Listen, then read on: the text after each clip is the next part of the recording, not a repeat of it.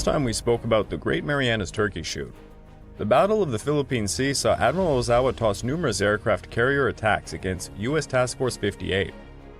The numerous strikes proved terribly ineffective, seeing most Japanese aircraft shot down and failing to return to their carriers.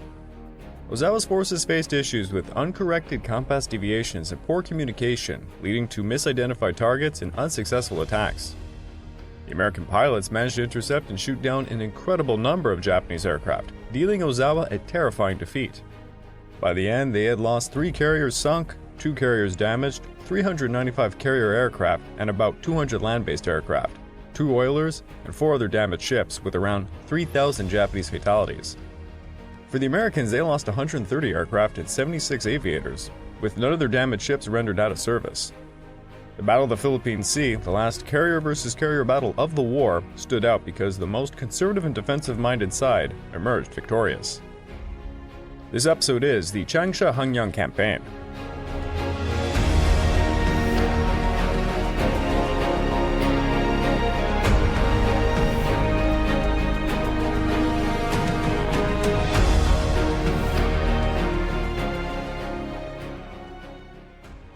Welcome back to the Pacific War podcast week by week, and I'm your dutiful host, Craig Watson. But before I begin, I just want to remind you all that this podcast is only made possible through the efforts of Kings and Generals over at YouTube. Perhaps you want to learn a bit more about World War II? Kings and Generals has an assortment of episodes on World War II, and so much more, so go give them a look over at YouTube.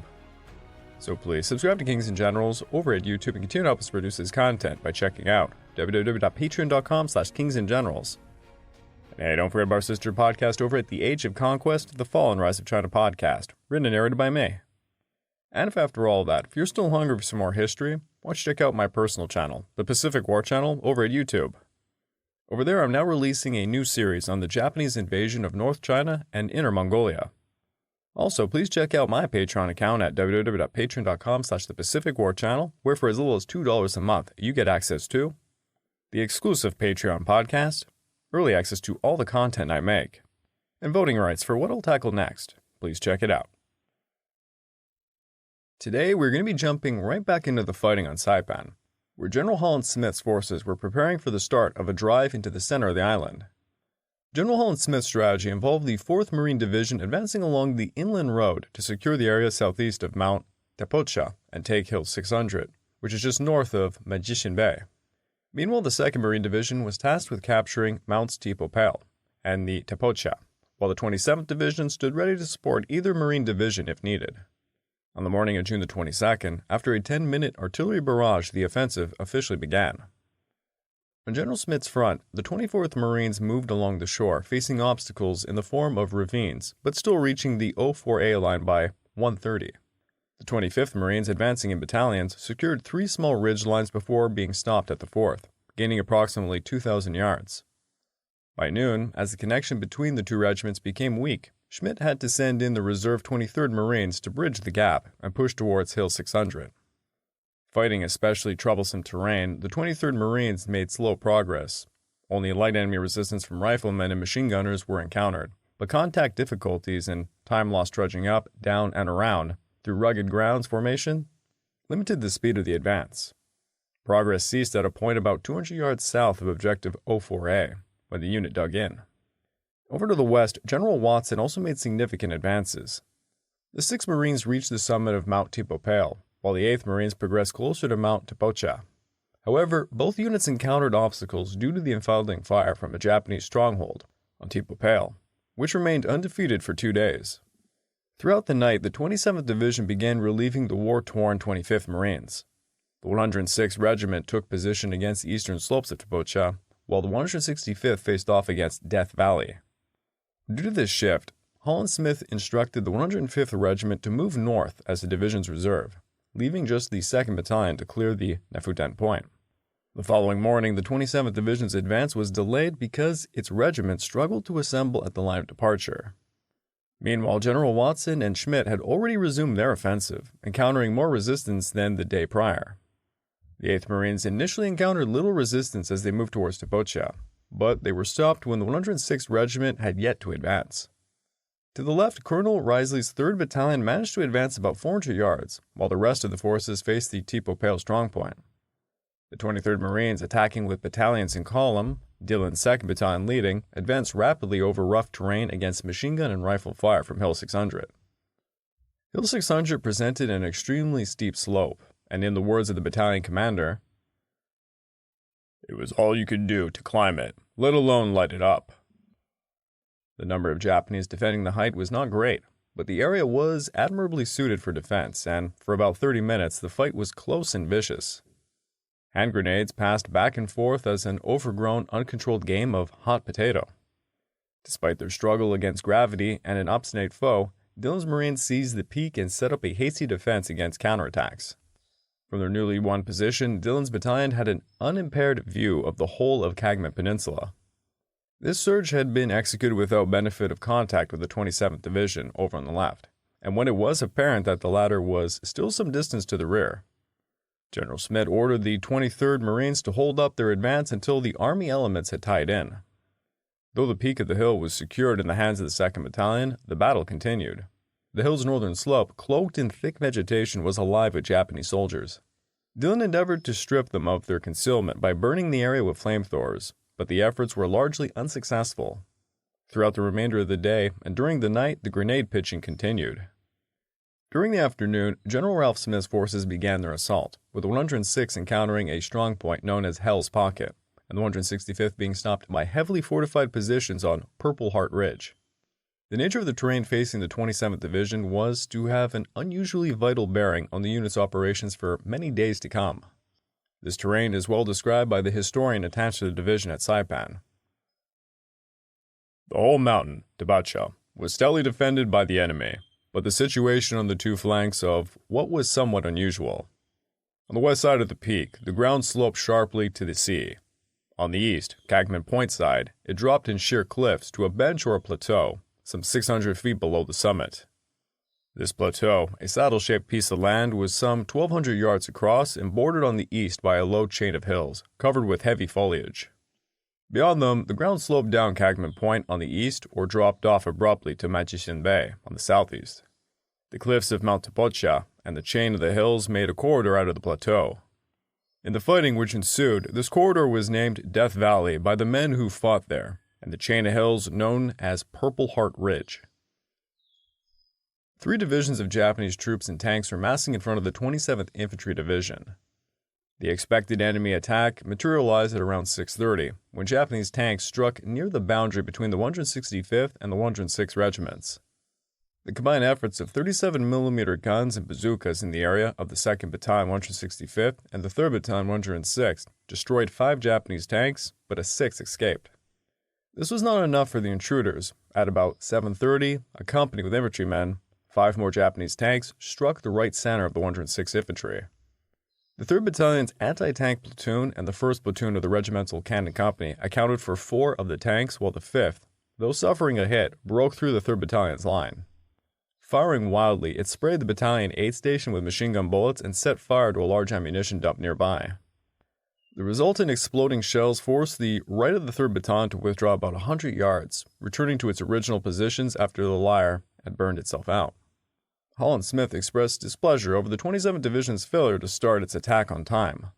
He was even more upset when he found out that Colonel Bishop's 2nd Battalion had not made any progress at Napatan Point.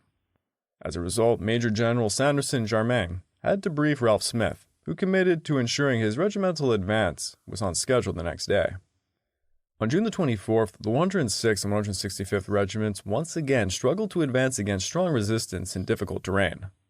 An attack towards Napatan Point in the south had failed, prompting Holland Smith to remove Ralph Smith from command and temporarily appoint Jarmain to lead the 27th Division. Colonel Geoffrey O'Connell was assigned to clear Napatan Point, and in contrast, the 2nd Marines made progress towards Garapan and reached Radio Road on the 06 line, where they repelled 2 strong enemy counterattacks. On the right, the 2nd Marine Division, the 8th Marines, continued their fight over nightmarish terrain. As Lieutenant Colonel Hayes' 1st Battalion moved into the attack, the troublesome pocket, developed on the previous day, came alive again. Matted with undergrowth and trees, the irregular coral limestone formation was favorable for the type of defense the Japanese were employing. Proving the area's natural assets, they had developed a honeycomb of underground positions. The 1st Battalion, utilizing the most unspectacular of tactics, plotted at its unpleasant task of sealing the caves and killing the occupants. The former chore proved to be easier, since in most cases the Japanese had not neglected to plan routes and methods of escape. When the cavemen had done so much damage as possible from one position, they simply would retire to another, from which they would resume their fight. Shortly after midday, the coordinated efforts of the combat engineers armed with flamethrowers, bazookas, and demolition charges, and some riflemen showed some results. The pocket was eliminated and contact with the 6th Marines again was reestablished. By the late afternoon, the battalion reached the edge of a vast cleared area, desirable from the defense from the night point of view. Since the next satisfactory site was 700 yards further to the north, the unit halted and they dug in. Major Larson's 3rd Battalion, advancing along the base of the cliff, made good progress, limited by fairly difficult terrain, and the necessity of maintaining contact with flank units. Above the 3rd Battalion, along the top of the cliff, moved Lieutenant Colonel Tompkins' 1st Battalion, 29th Marines. Here the cliff was broken into a rough plateau, dotted with smaller plateaus of coral limestone which held tinned, rising like irregular steps towards Mount Tapacho's crest. The undergrowth in the area was a tangle of fern trees, the roots of which spread out 3 to 8 feet above ground like ribs of inverted umbrella, overgrown and interlaced with straight jackets of vine. On the battalion's right flank was a narrow flat ledge covered with grass 5 feet high and usual tangles of tree. The ledge, part of the north side ridge leading to Mount Tapacho, was within machine gun range at the summit. Moving through the intricate snarl was like attempting to swim through a fisherman's net, and Tompkins' battalion became overextended quickly. At this juncture, Colonel Wallace, commanding the 8th Marines, ordered the 2nd Battalion to move in behind Tompkins' right to protect the open flank. As the 8th Marines dug in for the night for an advance of about 700 yards, it again became essential to commit the 37th mm platoon from the Regimental Weapons Company to extend south along the ridge facing the hiatus between the 2nd and 27th Divisions. Schmidt's division also moved east at Cagman Peninsula, with the 23rd Marines reaching Chacha Village and the 24th Marines making rapid coastal gains of around 1,200 yards. The next day, while the 2nd Marines held their ground outside Garapan and the 6th Marines tackled the Tepopale strongpoint, Colonel Wallace's forces finally attacked Mount Tapacho. However, the summit was secured by a bold patrol along a ridgeline on the right flank, which had to fend off multiple Japanese counterattacks. The 27th Division, under the new leadership, resumed its attack, with the 165th taking 1/3 of Purple Heart Ridge and 106 making a small entry into Death Valley before withdrawing during the night under enemy pressure. Further south, O'Connell struggled to make headway at Nafton Point, while on Cagman Peninsula, Schmidt's Marines faced minimal resistance and secured Cagman Hill and the brown beaches along the 06 line. Additionally, recognizing their desperate situation, Generals Igita and Saito requested reinforcements from Tianan. From Senharan Harbor on the west coast of Tinian, 11 personal barges carrying a company of the 1st Battalion, 135th Regiment moved out during the darkness of the 25th of June, bent upon reinforcing Saipan. Spotted by the destroyer Bancroft and the destroyer escort Eldon, the barges were fired upon and dispersed. One was reported sunk, while the remainder scurried back to Tinan town. Later on, at about 2:25 a.m., LCI G438 and 456 observed several barges moving out of Tinapang Harbor on Saipan's western coast. They immediately opened fire. The LCIGs accounted for one sunk and a second damaged. The remainder repaired to Tanapag. Both LCIGs received some damage during the repulse. The 438 received 12 holes in her hull from one of the barge's 37mm guns, devastating the fire main, starting batteries, and radar. The 456 suffered less, with only slight damage to her winch and refrigerator. The 438 suffered 1 man killed and 2 wounded, and the 456 2 wounded. A report from one of the LCIs was that the Japanese barges had unleashed torpedoes during the action, which was later substantiated by a prisoner of war who stated that there was at least 3 torpedoes fired at the U.S. ships at this time. The Americans responded by initiating a systematic bombardment of Tianan on June the 26th. Air and naval gunfire alternated daily, working first in one half and then in the other, while artillery fired on any targets escaping their attention. A target map was maintained, information exchanged, and new targets posted.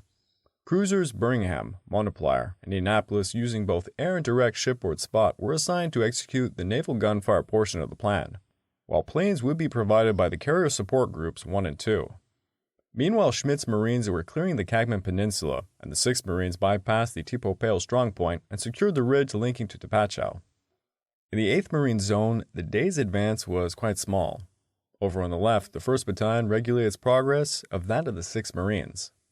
On the right, the 2nd Battalion's advance was restrained because of the lack of contact with the 27th Division's elements.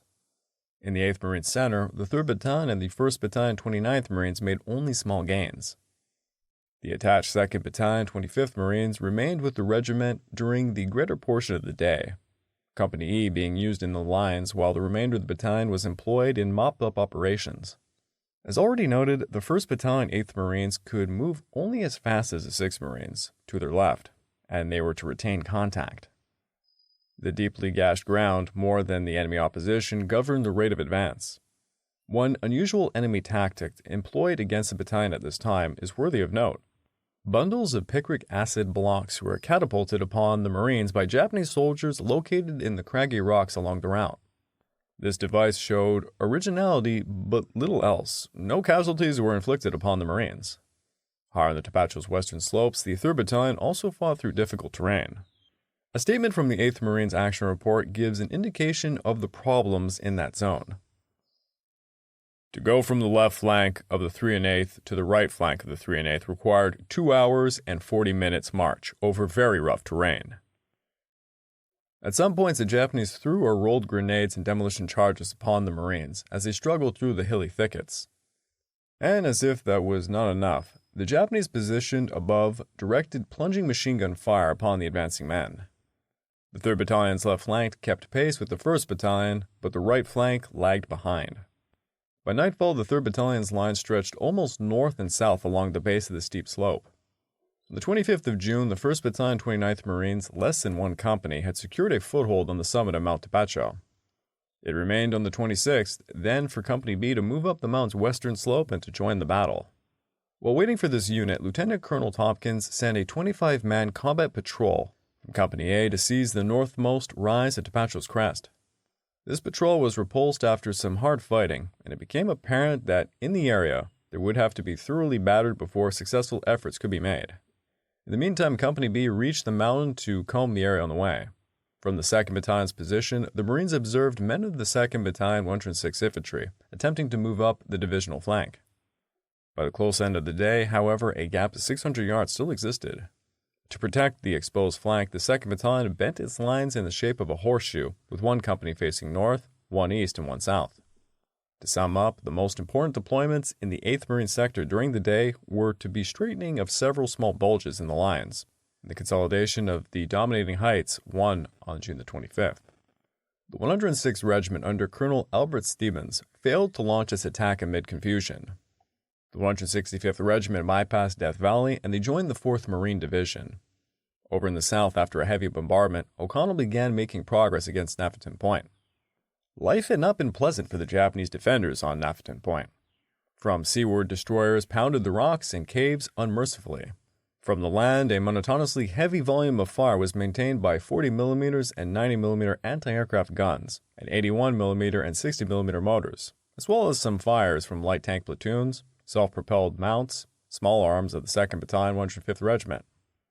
Movement on the point was rendered very difficult, and the shortage of food and water became acute. As a result, on June the 26th, Captain Sasaki, commanding the 317th Independent Infantry Battalion of the 47th Independent Mixed Brigade, determined to move his battalion from Nafferton Point and join other Japanese forces which he believed to be in the vicinity of Hill 500. This attack, though better planned than the average Japanese effort, achieved very little, and Sasaki's password, 7 lives for one's country, remained only a slogan. However, during the night, the trapped Japanese forces managed to break through O'Connell's defenses. Moving undiscovered through the thinly spread outposts of the 2nd Battalion 105th Infantry, Sasaki's forces headed for Eslito Airfield. The only indication that men of the 2nd Battalion had that the enemy was on the move came about at 2 a.m. when an extremely large group stumbled into the command post, about 1,500 yards in the rear of the front lines. After a lively skirmish, in which the soldiers suffered 24 casualties, the intruders disappeared. The next morning, the bodies of 27 Japanese were found in the immediate command post area. At 2:30 a.m., Sasaki's forces struck Eslito Airfield. All U.S. personnel in the area were alerted after the enemy succeeded in setting fire to one P-47 and damaging 3 others. Seabees and engineers quickly rallied to their unexpected mission, clearing the field of Japanese and setting up a hasty defense. At 4:30 a.m., the commander of the Air Defense Command reported that enemy .50 caliber machine guns and 20mm guns were firing on its Lido airfield. After causing confusion at the airfield, the force advanced towards Hill 500, where they expected to find Colonel Oka's 47th Independent Mixed Brigade's headquarters. At about 5:20 a.m., there were two surprises. The first was Sasuke's men, who received an unexpected reception from the 25th Marines over on Hill 500. The second surprise was for the 25th Marines, who were not expecting visitors, and in some cases found the Japanese in their midst before they realized that anything was even afoot. Both participants quickly recovered from the shock. However, a lively small arms and handgun battle ensued. At about the same time, the 14th Marines in the artillery firing positions between Hill 500 and its Lido airfield were attacked by another portion of Sasuke's forces. The brunt of this assault was borne by the 2nd Battalion led by Lieutenant Colonel Wilson, which held its fire until precariously late in the moment, mistaking the advancing Japanese column for a large U.S. Army patrol scheduled to pass through the area at about the same time. He savagely fought. Close-in battle ensued, virtually annihilating the attacking force.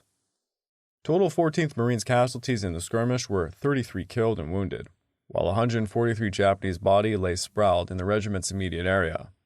With the coming of daylight, the 25th Marines were assigned the mission of mopping up the stragglers from the abortive enemy efforts of the previous night. Total Japanese losses in the fight around Eslido airfield, at Hill 500, and in the 14th Marines area, plus the 27th of June's mop-up by the 25th Marines, amounted to approximately 500 deaths. It's interesting to note, these Japanese participants, many of them were wearing U.S. uniforms and they were carrying M1 rifles, and they looked like they were in great need of water and rations. Yet that is it for Saipan for today, as we will now be traveling over to the China Theater. After the success of Operation Kogo, the Japanese planned for General Yokoyama's 11th Army to initiate a three-pronged assault into Hunan. The 34th, 58th, 68th, and 116th Divisions would head straight for Changsha, while the 3rd, 13th, and 27th Divisions provided coverage on the eastern flank, advancing towards Liling.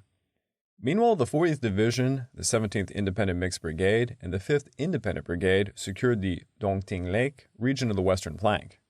Additionally, the 70th Division in Jiangxi would launch a diversionary attack towards Hunan.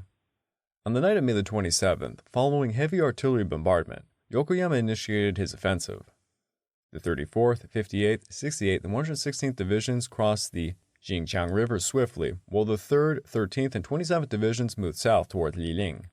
Furthermore, the 216th Regiment launched an amphibious operation towards Yingtianzhen and Changyin, catching the Chinese defenders off guard. The following day, the 40th Division and the 109th Regiment began their assault southwards, capturing Anxiang, Nan, Tianjingzhou, and the port of Sanxiahe by May the 30th. Simultaneously, the 5th and 17th Brigades advanced west towards Changsha-Hengyang River to secure the northern shores of Dongting Lake. Over in the east, the Japanese forces encountered minimal resistance and they advanced about 100 kilometers, capturing Dongcheng, Nanjiangjian, Pingjiang, and Changshoujian by June the 1st. In the center, the main Japanese divisions breached the 20th Army's positions in Guanwang and Changlijian, and they reached the Guliu River by the 3rd of June.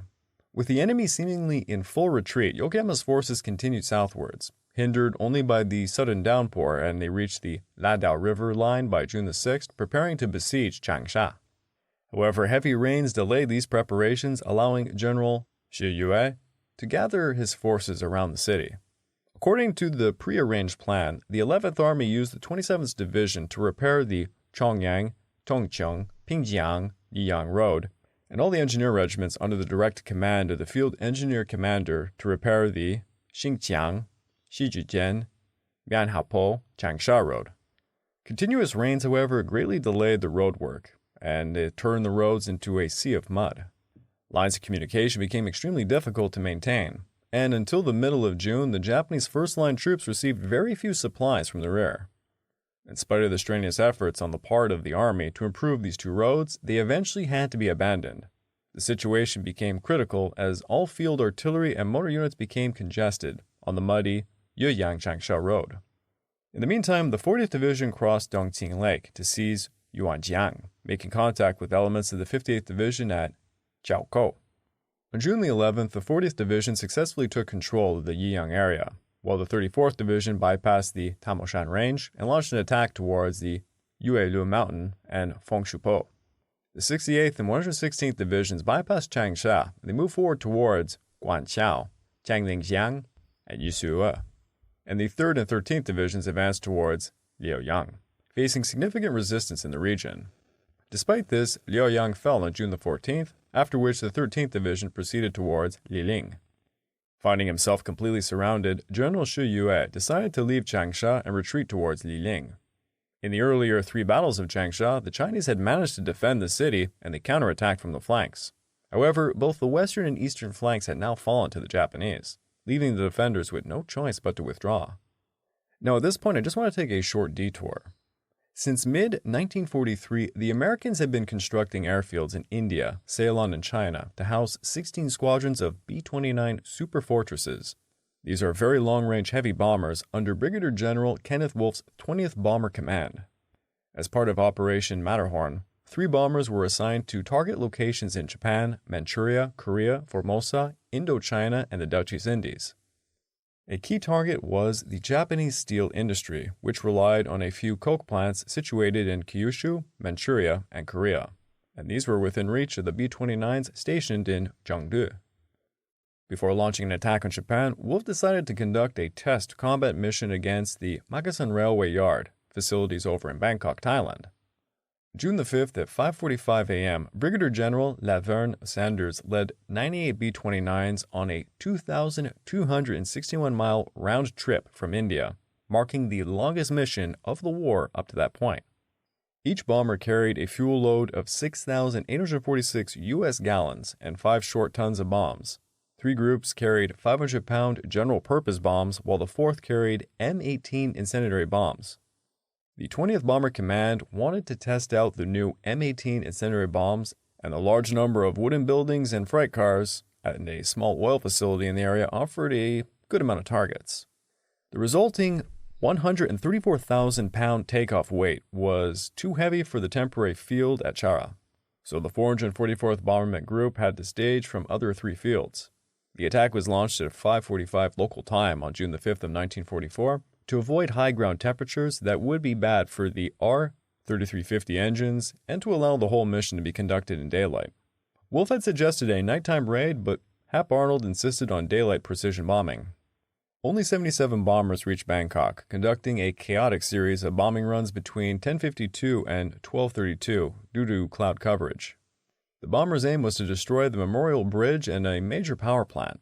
They missed and instead knocked down tram lines and destroyed a Japanese military hospital as well as the headquarters of the Japanese secret police. No civilian buildings were damaged, a fact that aroused admiration amongst the Thai authorities.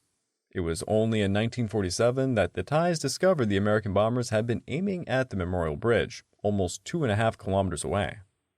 Following the raid, schools and universities were closed in Bangkok and children moved out of the city for their safety. Upon returning to India, 42 B-29s had to land on alternative airfields due to low fuel, leading to the loss of 5 bombers and 15 aircrew fatalities. Despite the setbacks, the mission was deemed successful, enough for Wolfe to plan a night attack on Japan for June the 15th. The B-29s began relocating to Chengdu on June the 13th to prepare for the strike against the Imperial Iron and Steel Works in Yawata, producing approximately 2,250,000 metric tons of steel annually, or about 24% of Japan's entire steel output. On June the 15th, at 4:16, Sanders led 68 B-29s on a 3,182-mile round trip to Yawata. Although some bombers crashed during the takeoff, 47 reached the city and attacked for nearly 2 hours. This started about 12:28. Only 47 of the 68 B-29s launched to hit the target area. 1 crashed en route, 6 jettisoned their bombs because of mechanical difficulties, and 7 bombed secondary targets or targets of opportunity. Only 15 American aircraft visually aimed their bombs, as Yawata was obscured by darkness and smoke, with 32 others bombing via radar. 2 more B-29s targeted Liaoyao Harbor, while 5 others attacked nearby targets. In total, 107 tons of bombs were dropped during the raid. While returning to Chengdu, 3 additional B-29 bombers were lost in China. In total, 7 B-29s and 55 crew members were lost by the Americans, who managed to only inflict minor damage on Yawata. However, this marked the first attack on the Japanese home islands since the Doolittle Raid of April 1942, signaling the start of the strategic bombing campaign against Japan. This raid caused panic in Japanese society, prompting Tokyo to pressure Yokoyama to quickly conquer Changsha and then to target the B-29 airfields in central China. As a result, on June 16th, the 58th Division launched its assault against Changsha, while the 34th Division attacked Yuele and Fengshupu. Changsha fell 2 days later, leading to the collapse of the Chinese resistance in the area. By June 22nd, Liling and Pingxiang were also captured, allowing the Japanese to gain control over the Jiangxi-Zhejiang Railway. Upon hearing of the defeat of Changsha, the Allies worried about the role of the Kuomintang forces during Operation Ichigo. President Roosevelt proposed placing the entire Nationalist Army under General Joseph Stilwell, a suggestion that obviously infuriated Chiang Kai-shek, who quickly rejected it. Due to our errors in Hunan and Changsha, the prestige of our nation and our army, including that of our military command, has been questioned. The foreigners haven't respected neither our combatants nor our commanders. This offensive is more intolerable than the Japanese occupation of our homeland by force of arms. Meanwhile, Yokoyama's next target was Hengyang to the south, where he planned to encircle the city using the 116th and 68th Divisions, while the 40th Division secured Xiangxiang to the west. Over to the east, the 3rd and 13th Divisions would advance beyond Leyang with the support of the 27th Division. The 216th Regiment was to move upstream along the Changsha-Hengyang River to attack Hengyang from the northeast. Meanwhile, in Hunan, General Uchiyama continued his offensive by capturing Hoxin Airdrome on May the 30th and occupying the towns of Lingbao and Wenjiang by June the 11th. However, the Chinese forces managed to regroup, ambush, and counterattack the Japanese troops, reclaiming the recently lost towns and ultimately forcing the Japanese to retreat from Luoyang and other towns by June the 15th. Nonetheless, the railway remained under Japanese control and was further reinforced with the capture of Hunan and Shangxia on June the 16th. Back at Hunan, the second phase of Yokoyama's offensive got off to a strong start as the 40th secured Xiangxiang, trapping many retreating Chinese soldiers and compelling them to surrender. Meanwhile, the 68th and 116th moved quickly towards Hengyang, with the 68th occupying Hengyang's airfield on June the 26th and the 116th reaching the sector northwest of Hengyang the next day. On that day, the 68th also maneuvered around the city, crossing the Changsha-Hengyang River to launch an attack against Hengyang from the southwest. Both divisions commenced their assault against Hengyang, but the strong Chinese fortifications held by well-prepared defenders proved impenetrable. The attackers faced a shortage of ammunition, and they were further challenged by General Chennault's P-25s, P-40s, and P-51s, who bombed and strafed the besiegers. As a result, Major General Fang Xinjue's 10th Army repelled all Japanese assaults by the end of June. The heavy Japanese losses during these attacks, including several injuries to Lieutenant General Sakamoto, compelled Yokoyama to suspend the attacks on July the 2nd until his artillery could support the siege. Yet that is going to be all for the China front for today, as we're now heading over to Biak. After General Fuller was relieved on June the 15th, General Eichelberger assumed command and decided to follow General Do's plans for the June 16th attack. The 186th Infantry Unit began attacking eastwards along the ridge shortly after 9 a.m. Company E, led by the 2nd Platoon on the ridge, the 3rd Platoon in the flats 100 yards to the north, and the 1st Platoon 100 yards beyond the 3rd. The 2nd Platoon quickly found itself in a maze of Japanese positions, and they were halted by Japanese automatic weapons fire. The 1st Platoon of Company G thereupon moved up to Company E's right and began advancing along the southern slope of the low ridge. Together, the two platoons continued eastwards against slackening resistance. They cleared innumerable enemy slit trenches, foxholes, and bunkers, destroyed several machine guns of various calibers, and at 10:50, they reached the lines of the 3rd Battalion 162nd Infantry. The task of closing the ridgeline gap was completed in less than 2 hours, many of the previous Japanese defenders apparently having withdrawn north in the West Caves the preceding night.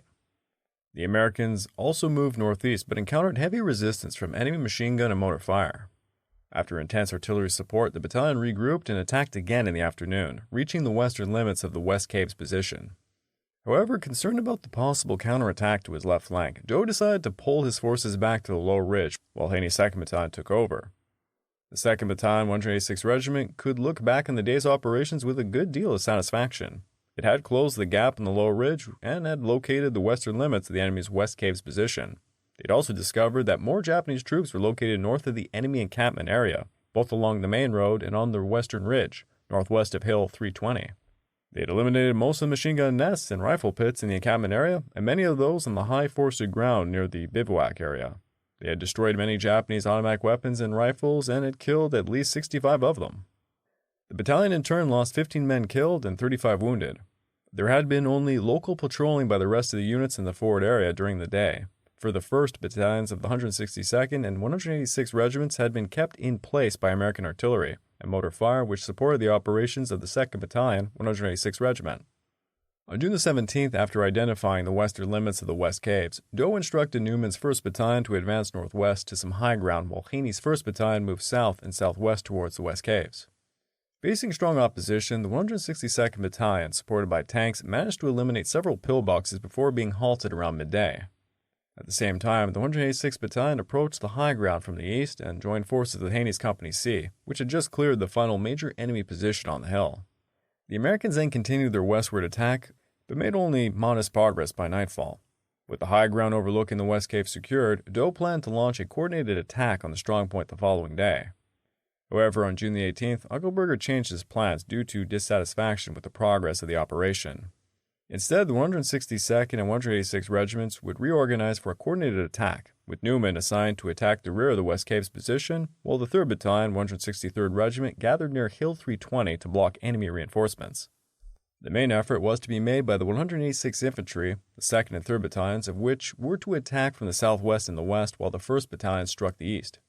The 162nd Infantry would hold their position, an egg-shaped terrain feature on the low ridge 1,000 yards northeast of the Barocco Drome, and on the left flank of the 186th Infantry's prospective line of advance was to be seized for flank security and as a line of departure for the subsequent attacks north and northeast. On the 18th, only local patrolling was undertaken, while the bulk of the troops rested or redeployed in preparation for the attack set for the 19th. The egg-shaped feature was secured against no opposition, and a few Japanese stragglers along the low ridge in the area were mopped up. The regiment was to advance east from the egg-shaped protrusion of the low ridge, while the 2nd Battalion leading 2 companies abreast. The 3rd Battalion was to follow the 2nd, and the 1st Battalion would start moving northwestwards once the other 2 had begun moving east. The attack, which had to begin at 6:30 a.m. on the 19th, would be supported by the 121st, 167th, 205th, and 947th Field Artillery Battalions, Company D of the 641st Tank Destroyer Battalion, and 10 tanks of the 603rd Tank Company. Furthermore, the 34th Regiment was deployed to relieve the 186th west of Mockingbird Drome, prepared to take over Barocco and Cerrito Dromes as per Eichelberger's orders. On the morning of June the 19th, following intense artillery preparation, Eichelberger's offensive began, with Newman's 2nd and 3rd Battalions attacking east and then northwest against light rifle fire, and eventually reaching a rugged, heavily forested coral ridge west of Hill 320 by midday.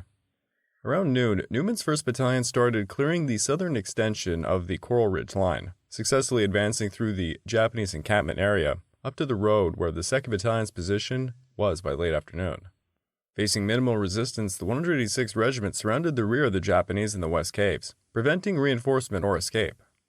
Eichelberger's plans for the next day involved the 186th continuing its operations in the Hill 320 area and to the western ridges, while the 162nd attacked the West Caves and the 34th advanced towards the aerodromes.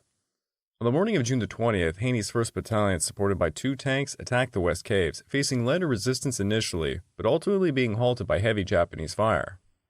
At the same time, Newman's troops extensively patrolled and discovered the teardrop position, while the 34th Regiment quickly took over the Barocco and Cerrito Dromes and the Cerrito village, facing minimal opposition.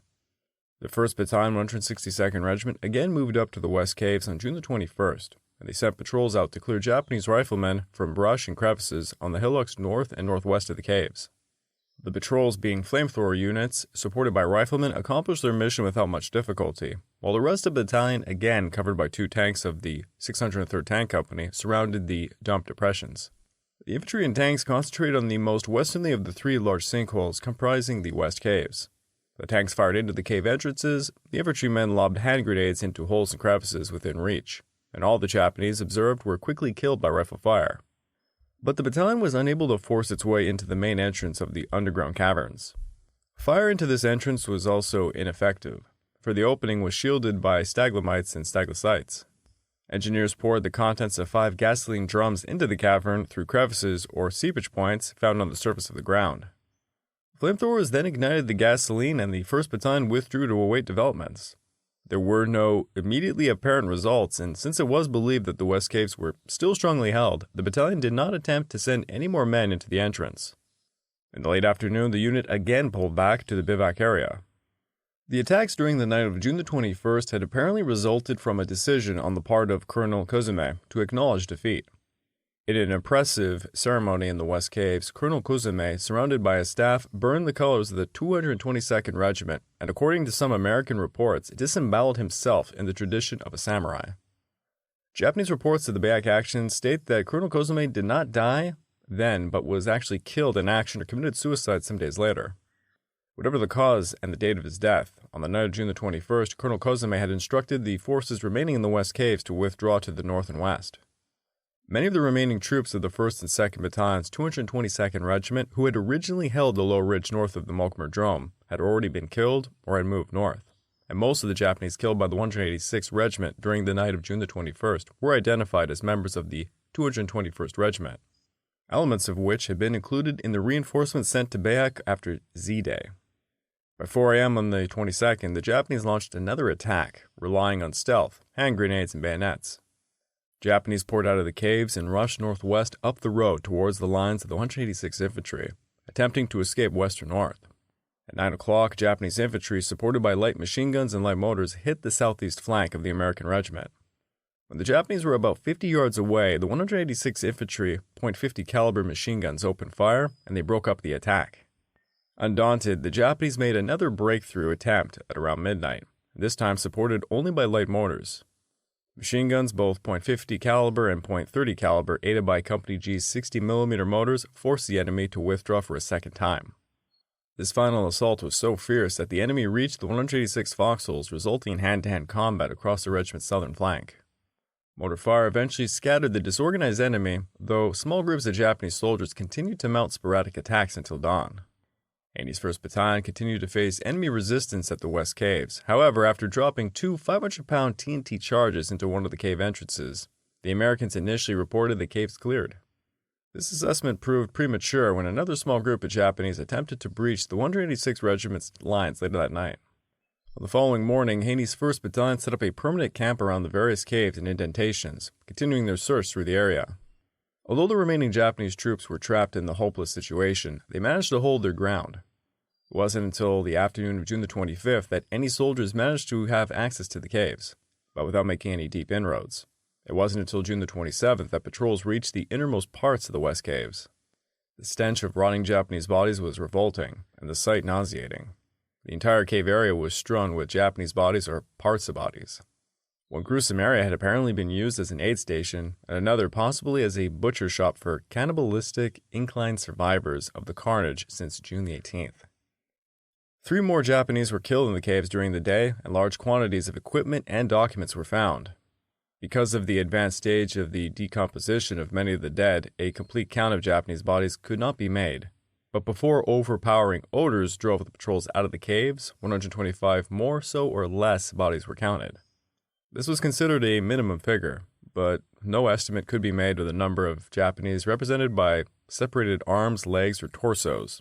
It was simply impossible to guess how many Japanese had been sealed in the smaller caves or crevices by artillery, mortar fire, or by the explosions of TNT and Japanese ammunition within the caves. With the suppression of the Japanese cave positions near the Mulkmer airfield, the strip was finally operational, and P-40s and B-24s started using it on June the 22nd. Between the 22nd and 24th, the 186th Regiment also took down some Japanese positions northwest of their perimeter. By the 25th, Colonel Newman managed to subdue the teardrop position.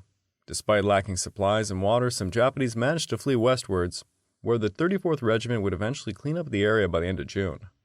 Over in the East Caves from the 7th to the 10th of June, the 4.2-inch mortars of the 2nd Platoon Company D of the 641st Tank Destroyer Battalion lobbed over 1,000 shells into the East Caves area. On the 9th and 10th, tanks and LCTs cruising offshore added their fire, and on a later day, the 205th and 947th Field Artillery Battalions swung into action against these caves. Bombardments by artillery, motors, tanks, and destroyers continued from the 11th to 13th of June. but the Japanese still managed to deny the Hurricane Task Force the use of the coastal road during much of this period. In between artillery and naval gunfire concentrations, elements of the 3rd Battalion, 163rd Infantry probed more deeply into the Japanese positions from the north and the northeast. They located the north flank of the main enemy defenses. By noon on the 13th, the combination of American fire and infantry action had succeeded in silencing enough of the Japanese fire so that truck convoys could safely use the coastal road without interruption for the first time. Infantry patrolling and all types of bombardment continued from the 14th to the 23rd, but the Japanese still occasionally harassed truck convoys along the coastal road. On the 23rd or 24th, the records are contradictory, there was an undertaking of a series of aerial bombardment missions which are amongst the shortest on record. The 5th Air Force's B-25s, based on the Mokumadrome, took off from the field to skip bomb the East Caves. Although most of the bombs missed the main sump holes and air missions did not cause many explosions and start a number of fires in these caves. For a few days at least, almost all of the enemy fire was silenced. On June the 27th, Company E, 542nd Engineer Boat and Shore Regiment, started to construct a jetty near Malkamer, and in connection with the mission began working on a gravel pit in the base of the ridge northwest of the village. Japanese motor and rifle fire from these caves impeded the later work on June the 29th. 4.2-inch motors and tanks had to be moved back into the area to shell the caves and protect the engineers. Within 3 days, the motors fired about 800 rounds into the caves. The engineer company, borrowing bazookas from the infantry unit, sent its own patrols into the caves, and Company I, 163rd Infantry, sent patrols back into the area from the north. On June the 30th, the 205th Field Artillery Battalion sent one gun of Battery C to position near Malkamer village to place about 800 rounds of smoke and high-explosive shells into the caves. Light harassing fire continued, however, on the 3rd of July, elements of the Company E, 542nd Engineer Boat and Shore Regiment, moved into the caves under the cover of tank fire from the base of the ridge. Some tunnels were sealed shut, 12 Japanese were killed, and 2 light machine guns were captured. Simultaneously, Company E, 163rd Infantry pushed into the caves from the Malkamer village. Neither the engineer nor infantry unit met as much resistance as had been anticipated. Patrolling throughout the caves was continued on the 4th and 5th, and on the later day, a platoon of Company E, 163rd Infantry, entered the larger sump holes where they found many automatic weapons, motors, rifles, and all types of ammunition, food, clothing, cooking utensils, and pioneer equipment. The next day, loudspeakers and interpreters were sent into the caves to persuade the few remaining Japanese to surrender. Only 10 Japanese, of whom 8 were killed, were seen in the area. The Japanese who had lived uninjured through the heavy bombardment since June the 7th had evacuated these caves. The few Japanese left alive in these caves after July the 6th were still capable of causing some trouble. On the 15th of July, 6 souvenir hunters of the Royal Australian Air Force, elements of which were staging through Bayak for operations further west, were killed near the caves. Tanks and infantry were sent into the area to mop up the remaining Japanese and recover the Australian dead. On the 16th and 17th, 3 badly mutilated bodies of Australian airmen were found and 2 Japanese machine gun nests were wiped out. On the 20th, infantry and tanks returned to the caves and they found the other Australian bodies and eliminated the last of the enemy resistance. Meanwhile, the determined and resourceful defenders of the empty pocket resisted repeated attacks from the 2nd Battalion, 163rd Regiment, and ongoing artillery barrages. By the end of June, the Japanese had been pushed into a 600-yard square area, with American patrols continuing the cleanup in July. Through the use of bazookas, flamethrowers, tanks, and artillery, the remaining Japanese were gradually confined to an even smaller area until the pocket was cleared on July the 28th. The American forces would then mop up the remainder of the island up to August the 20th, accounting for a total of 4,700 Japanese dead and 220 captured since the start of the battle. Total American casualties were an estimated 400 killed, 2,000 wounded, 150 injured in action, and 5 missing. Additionally, there were 7,234 non-battle casualties due to sickness, many of whom returned to duty. I would like to take this time to remind all of you this podcast is only made possible through the efforts of Kings and Generals over at YouTube. Please go subscribe to Kings and Generals over at YouTube and continue to help us produce this content by checking out www.patreon.com/kingsandgenerals. Hey, don't forget about our sister podcast over at the Age of Conquest, The Fall and Rise of China podcast, written and narrated by me. And if after all that, if you're still hungry for some more history, why don't you check out my personal channel, the Pacific War channel over at YouTube. Over there, I'm now releasing a series on the Japanese invasion of North China and Inner Mongolia. Also, please check out my Patreon account at www.patreon.com/thepacificwarchannel, where for as little as $2 a month, you get access to the exclusive Patreon podcast, early access to all of my content, and voting rights for what I will tackle next. Give it a look. Operation Ichigo was continuing its horror show deeper into central China. B-29 super fortresses are arriving to the scene, first from India and China, but as the Pacific island hopping campaign makes more and more progress, soon they will be lifting off from airfields much closer to the Japanese home islands.